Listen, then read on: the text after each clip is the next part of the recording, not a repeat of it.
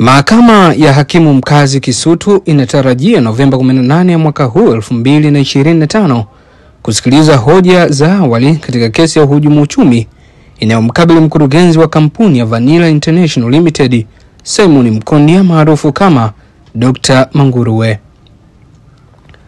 Usikilizwaji huo ulitarajiwa ueleo Novemba 17 ya mwaka huu mbele ya hakimu mkazi mkuu Bedanyaki, lakini ulishindikana baada ya wakili wa serikali Titus Aaron kusema kuwa jamhuri bado haijakamilisha kupandisha nyaraka zote kwenye mtandao wa mahakama.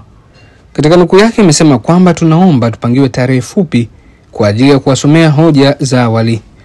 Katika kesi hiyo, mbali na Mkondia, mshtakiwa mwingine ni Reyemamu John mwenye umri wa miaka 59 ambaye ni mkaguzi wa fedha wa kampuni hiyo, ambapo anakabiliwa na mashtaka 28 ikiwemo kuendesha biashara ya upatu na utakatishaji wa fedha linalomkabili Mkondia.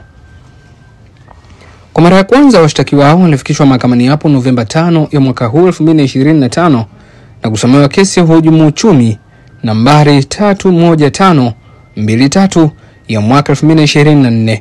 Katika moja mashtaka hayo ni kwamba wanaendesha biashara ya upatu ambapo wanadaiwa kati ya Januari mosi ya mwaka 2020 na Disemba mosi ya mwaka 2023 jijini Dar es Salaam walitenda makosa hayo. Katika mashtaka ya 9 ambayo ni utakatishaji wa fedha yanamkabili Mkondia peke yake, inadaiwa kuwa kati ya Januari mosi ya mwaka 2020 na Disemba mosi ya mwaka 2023 akiwa katika mkoa wa Dar es Salaam na akiwa kama mkurugenzi wa kampuni hiyo alijipatia jumla ya viwanja 9 vilivyopo katika kitaru namba AB kubwa eneo la Idunda mkoani Njombe. Mimi naitumika na bana, hizi ni ripoti za kimahakama juu ya sakata la kesi ya Dr. Manguruwe ambayo kesho Novemba 18 mwaka 2025 inatarajiwa kusomewa maelezo ama hoja za awali kwa maana ya PH.